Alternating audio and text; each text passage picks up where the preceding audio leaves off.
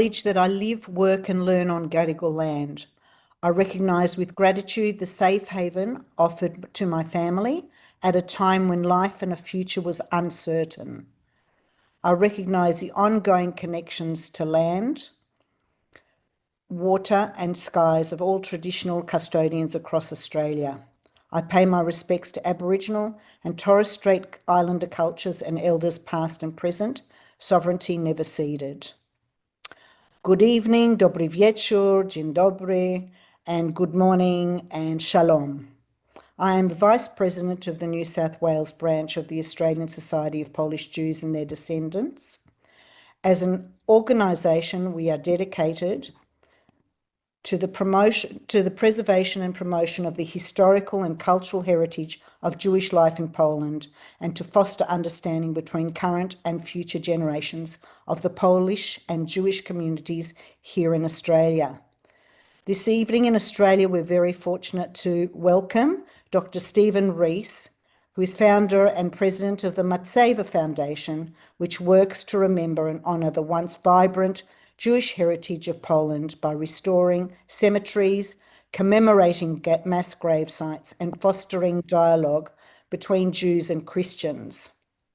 A former photojournalist and ordained Baptist minister, he is a graduate of Baylor University and Southwestern Baptist Theological Seminary.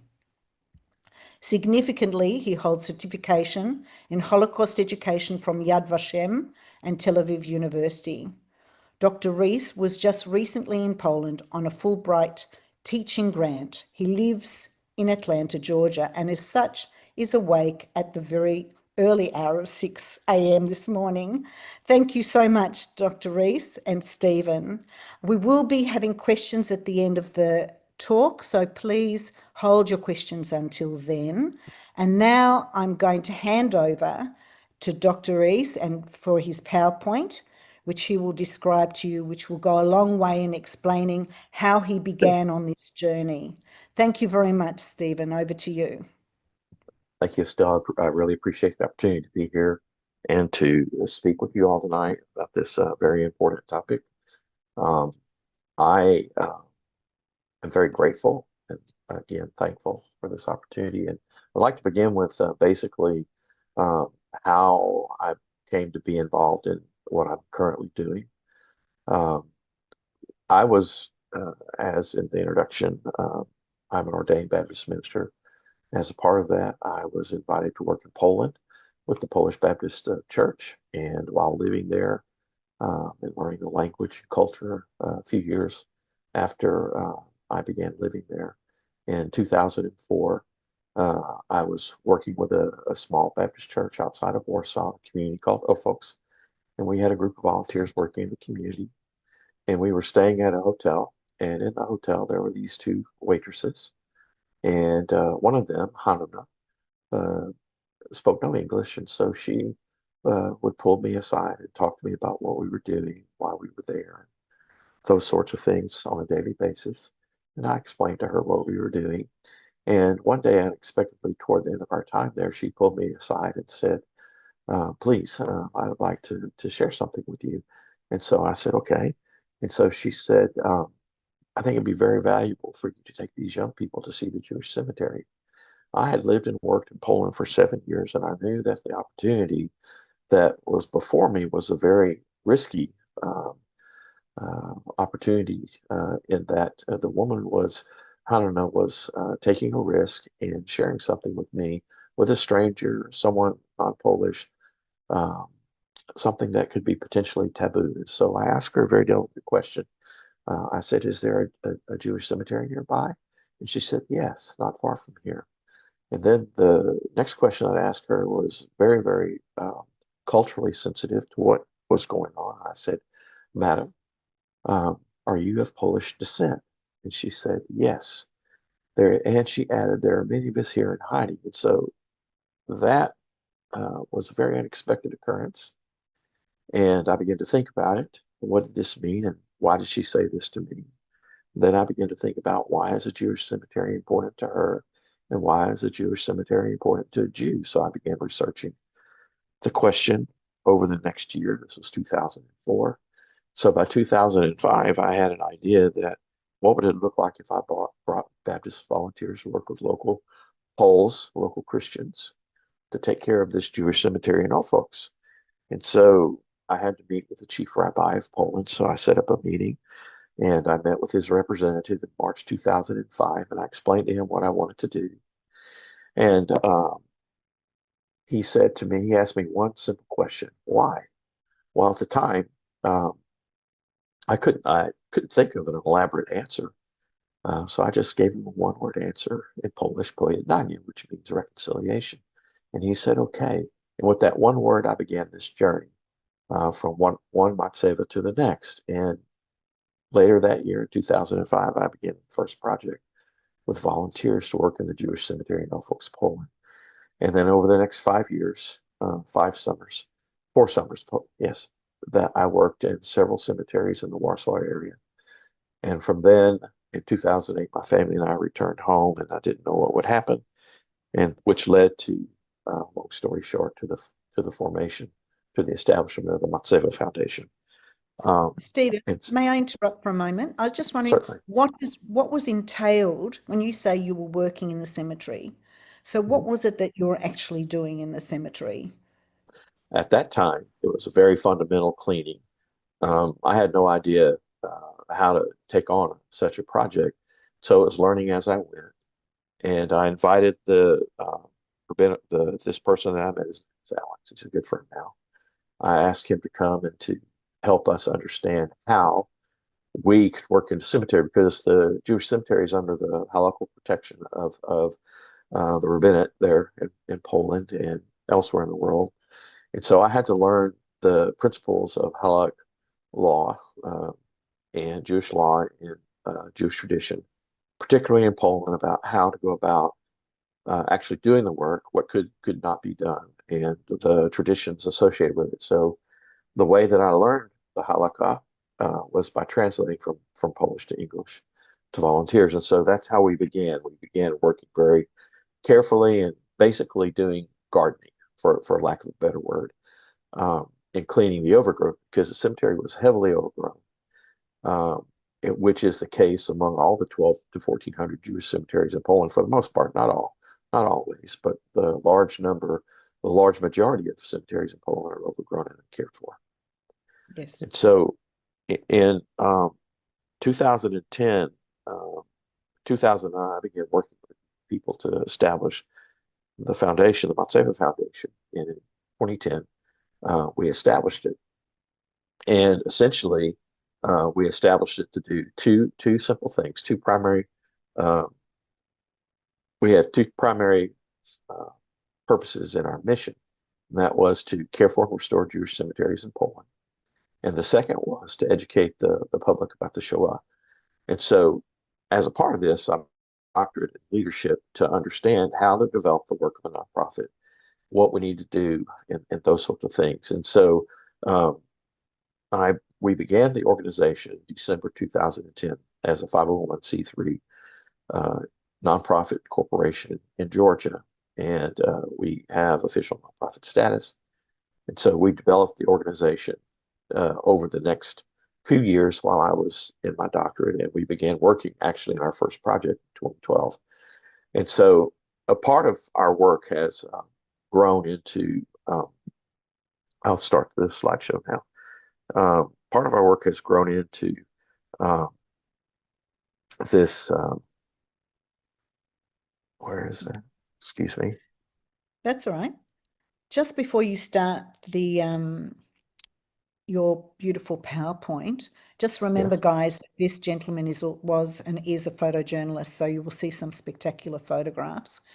Um, what was the atmosphere like? I mean, what you're saying sounds so fluid, so easy, but what was the atmosphere like in Poland? You were going to help restore Jewish cemeteries. What was the response of the general population, of the broader population in Poland at the time? Essentially, I would say that for the most part, neutral uh, to positive more than neutral to negative. There were negative occurrences, and one story comes to mind that I would like to share. In 2008, we were invited to help restore, to basically renovate and rebuild a section of wall in a Jewish cemetery outside of Warsaw called Pruszków, the city of Pruszków. And there was a Polish family that lived next door, and the wall had begun collapsing. The mortar had decayed to the point that bricks were falling. And so they were afraid that the wall would fall into their yard and that it would hurt their children.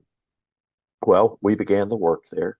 And indeed, their property and the property of the Jewish cemetery were right next to each other. The wall had decayed to the point there were gaps in it. And so basically what we did was begin taking bricks down, cleaning them. And then once we did all that, prepared the foundation, we had to mix the mortar to replace the wall. And so in order to get the water, we had power from the city provided for the cement mixer. We had sand and the cement to make the mortar. But to get the water, I asked the neighbor next door if he would give us water. And he said, sure, you can pump it out of the well. And so every day we had to pump the water out of the well and carry 5-gallon buckets to load the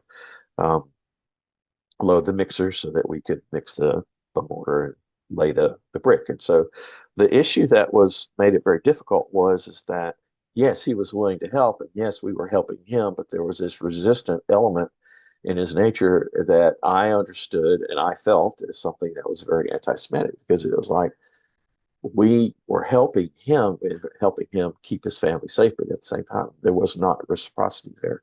And so it made me have a sense of Polish-Jewish relations, that the charged nature of it, and with this particular gentleman and his family, is very negative. But that was not always the case in our work over the years. This was 2008, before actually the establishment of the Matzevah Foundation. But carrying that forward, when we began working, sometimes we would have encounters with people that were like that. I would say that was not typically the case. That was an outlier. Most of the time that we work with people in the communities, we would begin by working with, first of all, the government, the city officials and leadership responsible for not necessarily for the cemeteries themselves, but for their own communities, because we were doing things that added value to the communities. We were bringing memory back as part of the remembering aspect that we talk about. And the other element that's embedded in that is the restorative act, because we're trying to restore the social order that once existed in Poland between Poles and Jews, because they've lived together for about 800 to 1,000 years. Poles and Jews have shared community. And sadly, the 7-8 year period of the Holocaust has damaged that. And that's what most people carry with them today, understandably so. The trauma for that is very deep and long lasting. But in going into community, we start with the government first to see if they can help in any way, because oftentimes in Poland, the majority of the cases of Jewish cemeteries, they're in the hands of the Polish treasury due to the war, due to the communist government. Now that all began. So it creates a very complicated dynamic. And so we work with the community to help to see if they can help us in our work, first mostly to get rid of the green waste and trash and things that we find in the cemetery, because sometimes they're full of trash and they're mostly overgrown, the ones that we work with. And then the second layer that we try to engage is the local school. And in our very first project, we did that successfully with the local city government. We had the support of the mayor and the community, and they helped us to clean and clear the cemetery. Did it end? It did, and now it's just about to loop around again. Okay. Okay. Do you want me to share it now, or just clear the screen? I think again, if you would like to speak to that more specifically. Okay. Yeah. The first project, as I said, we had the support of the city. They took away trash. They took away the green waste, and the school brought volunteers. We had young high school students that came and worked with us every day. And one student at the end, I asked him what he thought about this, and he said that he had never first of all, had never worked in such a way, a collaborative effort with a group of people from across the ocean. And that our work helped him to see the fact that the Jewish heritage of Zambiv, which is where we were, was not just Jewish heritage, but he said it's our heritage too. And that's a win, because Polish Jewish heritage is exactly that, Polish and Jewish. And so to think of it as just Jewish heritage, as something foreign, as Poles oftentimes do not think of Jews being Jewish citizens, being Polish citizens of the country, just only Jewish, not Catholic, is one of the issues that we deal with, one of the obstacles in helping communities understand their heritage. And so all that to say is that when we first began, those are the kind of issues that we encountered that laid sort of a footprint, a framework, a template of how we began, how I led us to approach the work. And the other element that I learned along the way was the involvement of the diaspora community, Jews from that particular community where we were working. That's very vitally important, because most Poles have never worked or never met Jew, and to have a descendant come and bring their friends and relatives to work with them and to interact with the community is a very powerful event, because, as I said, most Poles have never met a Jew, and many Poles are waiting for such an opportunity for a descendant to come and to work in their community, because they honor that, because many people honor the history of their communities.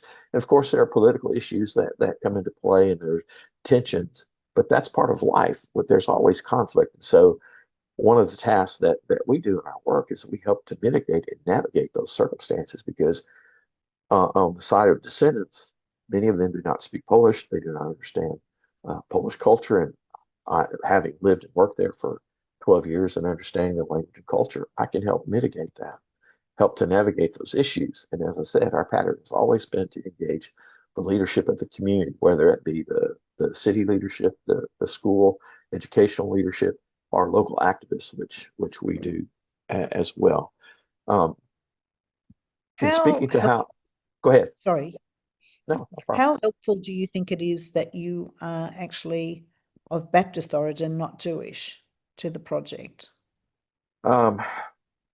First of all, one of the questions that I dealt with was, what should be my response to the Shoah as a Christian?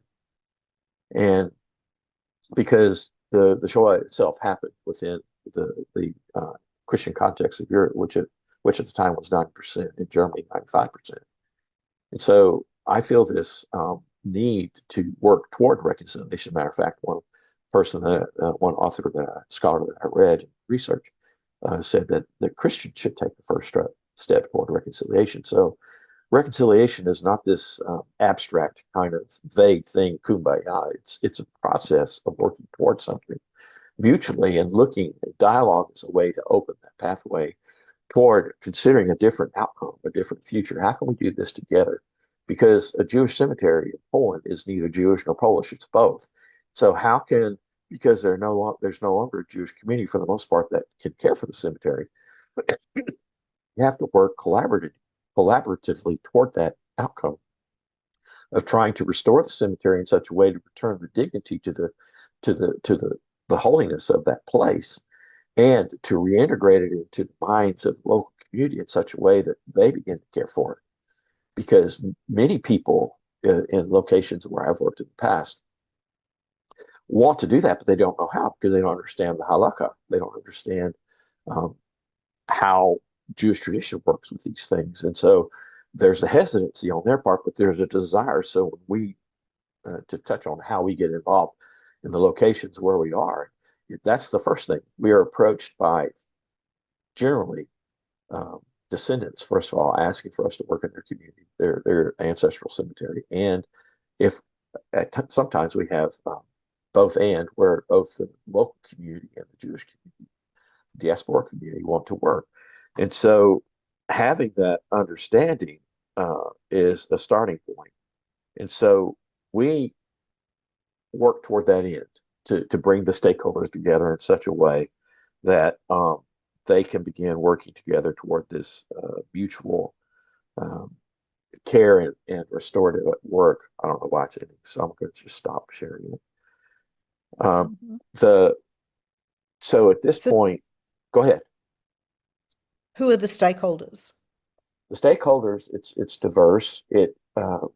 First of all, there's a range that goes from the diaspora community that has ancestral roots in that particular community. For example, Zichland, I worked this past summer with a professor from the University of Alabama in a project there, and she has the next group are the local community. And the diaspora, the descendant with their network of family and friends are descendants from that community. Generally, they work together to come to take on a project. Then we work with the local community, the leadership that I described, schools, any activists, historians in or outside the community, um, people like us who come who want to help facilitate it. Those basically are the stakeholders. And to take on a project like this is a collaborative effort that involves networking all of these various uh, interested parties into how to take on a project. And usually we do our projects over a 5-day period of time, usually in the summer because that's when the weather is the best. And we bring groups of people together. I've worked with projects where I've had as few as 10 or as many as 200 or 300 people that have worked during the week.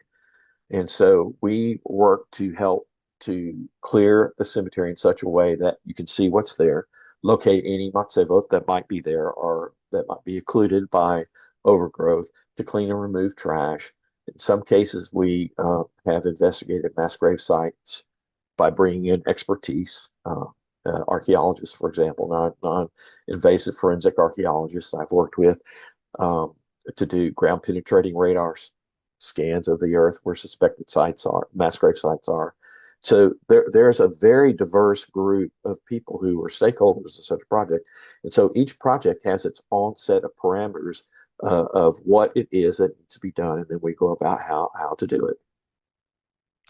So how do you select a cemetery that's to be worked on? It has to hit on several notes that I've already touched on, most of which is we want to see transformative work done in communities in such a way that we are able to link descendants and the local community in such a way that we begin to restore not only the physical space that exists there in the cemetery, but the space between people. We want to connect the descendant community with the local community in such a way that they begin to collaborate. How can we do this together? And oftentimes that leads to conversations. It leads to people coming and saying, I remember my grandmother told me this, or my grandmother told me that about this, or my family. Sometimes we found people who have uh, protected, have hidden Jewish people during the Shoah. So there's a broad range of how that happens. What's the most moving episode that you've had This past in your summer in Grujetz, outside of Warsaw, just south of Warsaw, about 30, 40 minutes, we worked in a Jewish cemetery. We were invited to work there by a Baptist pastor that I know was meeting with uh, the mayor of that community in Grujetz, and they have a church there, and so the pastor was meeting the uh, mayor, and he was uh, asking the mayor how could we work together, that sort of thing. And the mayor said, "Well, I have this Jewish cemetery that we're responsible for. I'd like to clean it." And anyhow, this young pastor said, "Well, I know someone who can help," and so that's how we became involved. And so, in working there, that this past week, it was the last part of July. We'd worked there all week, and we were just finishing our work, and someone came to the cemetery and said to us that he wanted to join us. So we explained to him that we were finishing just then. And so he said, "Well, just a minute, I'll be right back." And so he went and came back and said, "I know someone who has these matzevot in their yard, and they would like to return them, but they will not do it unless they talk to someone from a Jewish organization." Now, we're not Jewish. This is what he said. But as a part of every project that I do that's not associated with the Foundation for the Preservation of Jewish Heritage in Poland, but it's a it's a cemetery that's independent, that doesn't have any Jewish community that actually has oversight of it. I get a letter of authorization to conduct the work from the chief rabbi of Poland. So I took that and my credentials as the founder, president, Matzevah Foundation. And we went and met with this family. It was three generations, a father, a son, and his son. So a father, his son, and grandson. Those three men, and they vetted right on the spot. I showed them my credentials and all that before I actually was able to speak to this man who had recovered these fragments in his yard. And so basically, the story is that he was a surveyor, and back in the 70s, he surveyed properties and found these Matzevot fragments. Sometime one or two, I think he had whole, but he didn't know what to do with them, so he put them in his yard. And so from the 70s until now, he's waited. He's 91 years old. He's waited to return these. He didn't know what to do with them. He wanted someone to help him, so he was waiting for some direction. And so after I was vetted, and we went to meet this man. He took us back and showed us where they were, and we began to talk. And as we were talking, he was so moved that he began to touch his face and his hands. And as we were talking about how we could help move these with the help of the city, getting some physical labor, because there was quite a number of these fragments. And at the very end, I looked at him and I approached him, and he had tears in his eyes. I said, "Thank you for what you've done." I said, "You have been a guardian of memory." And I hugged him and I embraced him, and he embraced me, because there are Poles like that who know the importance, but sometimes they do not know what to do and how to handle it. And so by having people like us, like Michal, like the mayor, who have this heart for the history of their community and want to honor it, and men like this gentleman who are holding on to something that they do not know what to do, when we come together, these things are a catalytic moment that transforms communities. And these are small steps toward the greater whole, because I know there are tensions even today as the war in Israel, October 7th, has impacted Polish-Jewish relations. The Israeli-Polish government have had difficulties. And so these are the things that we navigate in the background. But people-to-people interaction is what we seek to engage. I'm not a politician. All I know is that by being present in communities and working with people like this gentleman, this surveyor, who has been longing to do something but did not know what to do, we become guides and help people to work together in such a way to bring about change. And this helped this man, this helped the community, and also helped the Jewish community as well. Yeah, that's a very moving story. I agree with you. And it's been my experience too that there are wonderful people in the community who would like to do more but don't know how. And it begs a question about the cemeteries, the Jewish cemeteries that have no descendants. What happens to those communities around those where there are Matzevot, where they've been raised or won't be saved because there's nobody to speak for the people in those grave sites. So it's Yes. particularly moving. Would you say that October 7th that's the war in Israel, has had an impact on your work? And if so, how? Um, In directly, terms of Poland. directly, it has not uh, impacted us. It has impacted community, especially leadership in the government, because it is, again, going back to Gurietz, the mayor was, when we met with the mayor a year ago, typically meet with the local leadership several months before we begin a project. And so I asked the mayor for certain things to help us, like the toilet, um, a mulcher, chipper that would chip the green waste that we collected, a container, and those sorts of things. And he delivered on all those things. But later in conversation between Pastor Michal and I, and Mayor, he expressed this concern about, what do I do with this issue of Israel? Because politically, it is a very hot button topic, because generally speaking, in Poland and elsewhere in the world, it allows for a veiled anti-Semitic practice to emerge that, oh, well, we're condemning Israel. And what we're really doing is we're condemning Jews. And so it's kind of a veiled way to express anti-Semitic rhetoric. And so in our conversation with Mary, like, we're dealing with people. Politicians are politicians. They do what they do. And there is conflict, and hopefully they'll become a peaceful resolution. But for us, we're restoring Jewish heritage. We're preserving it, and we're reintegrating it into the life of the community. The community itself, there were people from the community had joined us. There was a young man, not young, younger than me, in his 50s, came down from Warsaw to join us, who had Jewish heritage.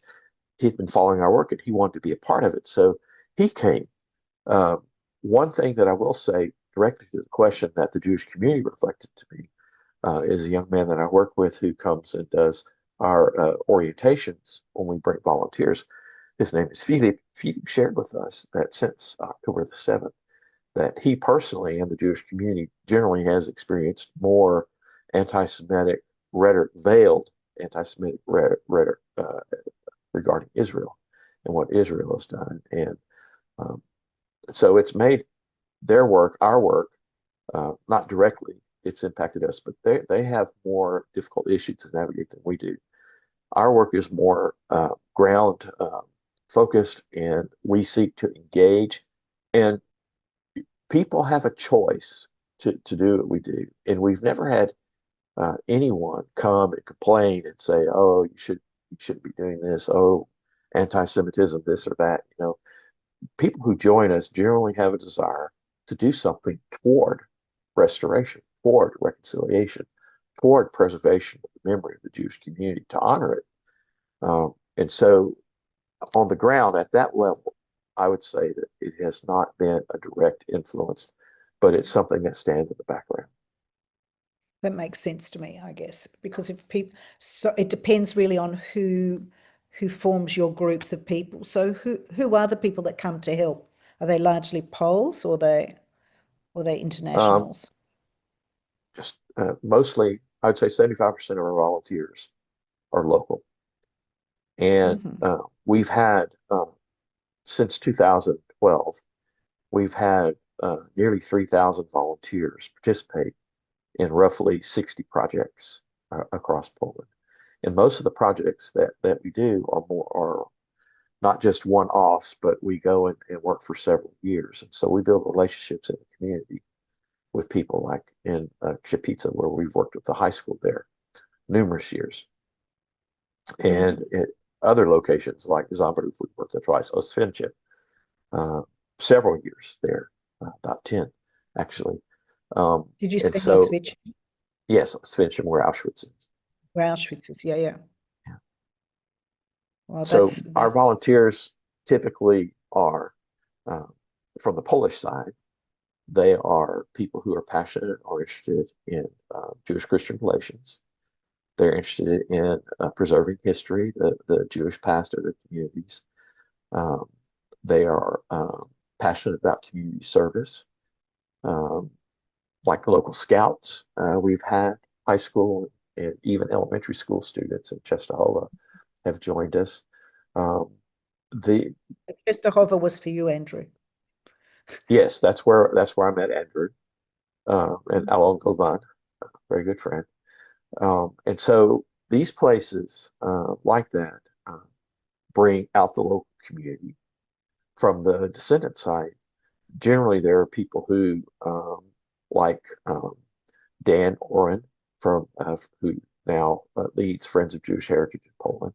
Worked with him in 2016. He brought his family and his friends, and they worked with us.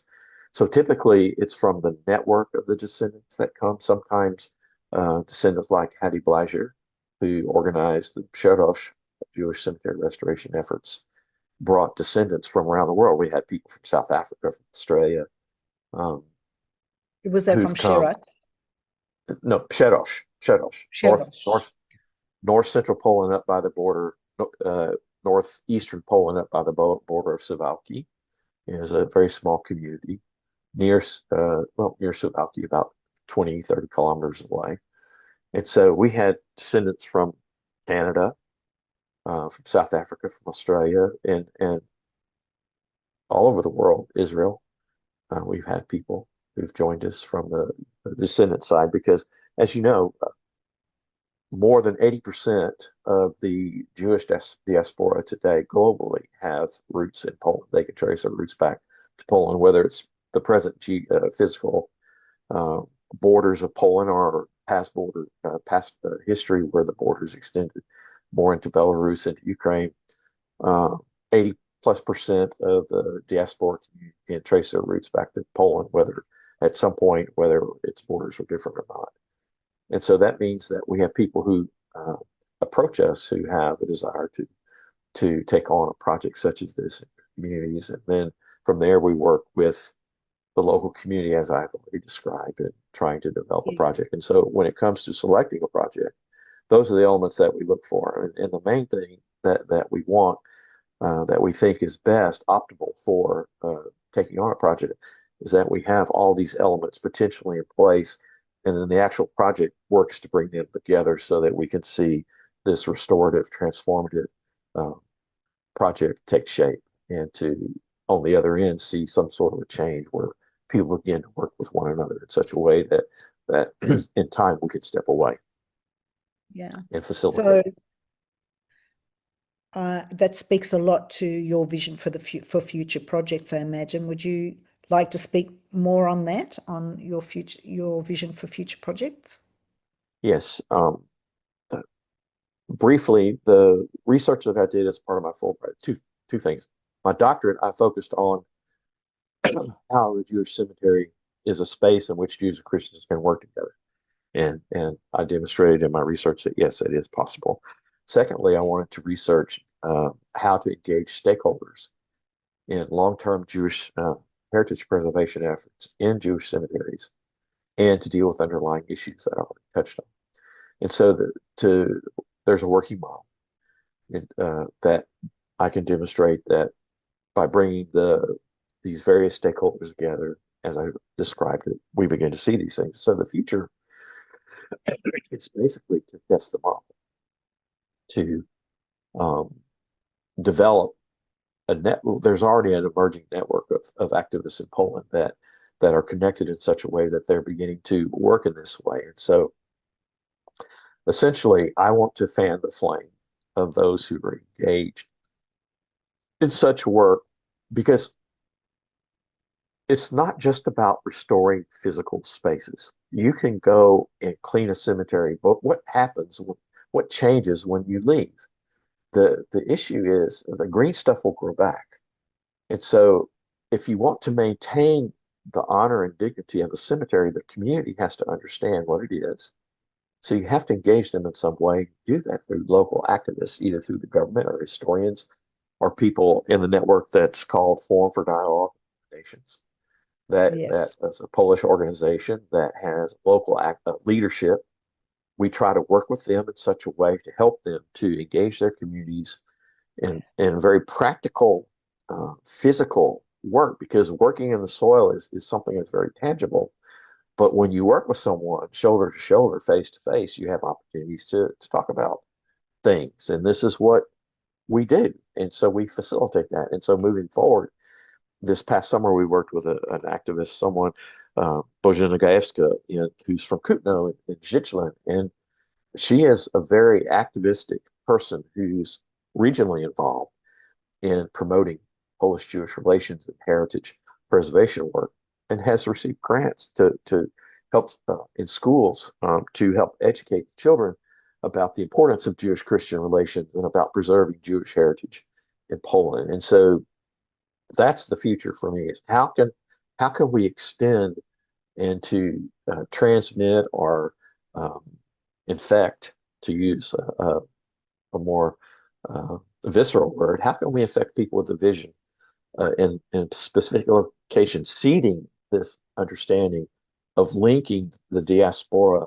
community with local communities in such a way that we collaboratively work toward the preservation of Jewish heritage, while at the same time opening up pathways for dialogue that could potentially move for reconciliation. That's what I see as the future for what we're doing as an organization.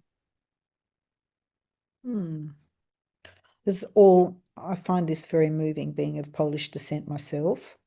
and also being aware of other projects that are not that are similar to yours around Poland, but under different Yes.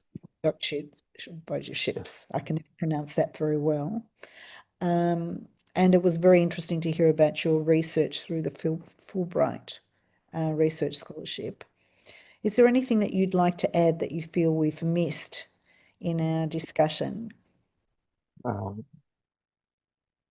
I'm just having a quick look here because there are so um, many questions, but I feel that you've embraced the subject and the topic well.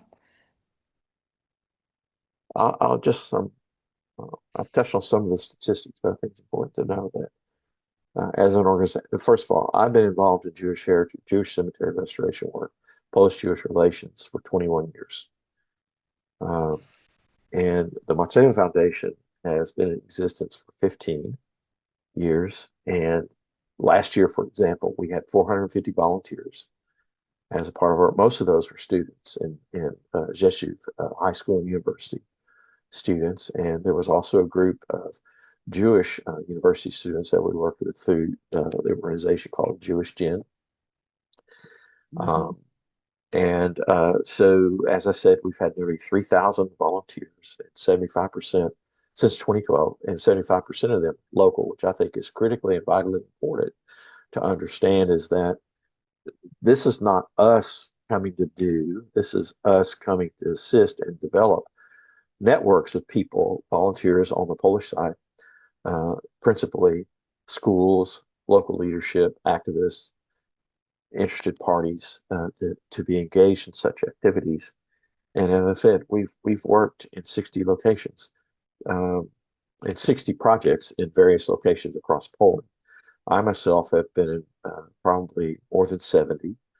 And also, we've worked with an organization called Fundacje Zapomniane, which has placed wooden markers in the shape of a matzeva at nearly, we with them in collaboration at more than 60 mass grave sites across Poland, and have worked to commemorate about 5 of those mass grave locations where there is no Matzevot whatsoever to speak for the victims who were murdered during the Shoah.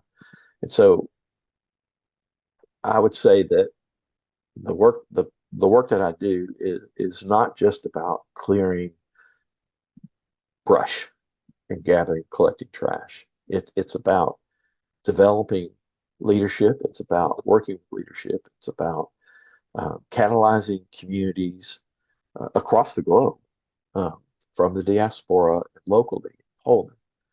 And we've also worked in Ukraine one time to do the work that I've described and discussed this evening. And the last thing that I would like to say is our work is framed philosophically and theologically, even by the understanding of doing justice, loving mercy, and walking humbly. So we seek to do justice by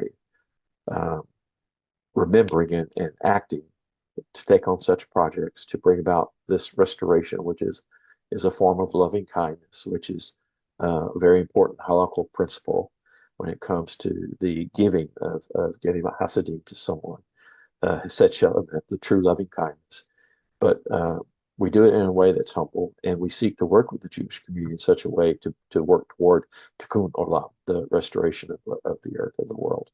And so these things are all some philosophical, practical frameworks to help guide us to keep us on track. And so that's what I would like to end this part of the added feature of that you asked about. This is what I would like to add in talk. Thank you, Stephen. I mean, your projects of the heart, and for getting up at this ridiculous hour to be with us, My and pleasure. for just taking us on the journey through your journey. I'm just looking to see if there are any questions, but I don't see on my screen that there are any. If there are any questions from the audience, please post them now. It seems that does not seem that there are. I would like to thank you again for being here at this ridiculous hour and for the work that you do for all of us, because you are looking after our sacred sites, the sacred sites that we're not able to do, and we're not able to do en masse, and to have the vision and the personality really to reach out to another community and say, hey guys, would you, this is what you'd like to do, and if you'd like to step up, we're here. And to being a facilitator for such an amazing project. I'd like to thank Andrew Reicher for introducing us to you. And I'd like to thank Eva Hussein, who's Director of Polaron, and especially the wonderful Anouk Tondelier, who has skillfully helped navigate this evening's webinar, and for the time. And I look forward to meeting with you again, Stephen. I think I have many questions that are to do with Poland that are beyond this project or beyond this webinar, and I'd be very interested to speak to you further on other projects that are happening, and maybe another way that we can, as an organisation, be involved with you or support you. Okay, thank you. I It's wish my you all. pleasure. Thank you. Thank you again. You've been very gracious. And I wish everybody a wonderful evening. And I think we will close. Thank you, Stephen. Thank you. I'm just looking again. Can you see any questions anywhere? Oh, hang on. There is I'm apologizing. Okay, there is a comment. I think possibly from, I'm not sure who it's from. It's a JK. Thank you very much, Stephen, for all of your important work. So it's important to share that with you. Thank you. And we wish you peace. We wish us Shalom. all shalom. Mhm. Good evening. I look forward to speaking with you again. Okay, thank you. Good night. Bye-bye. Good night.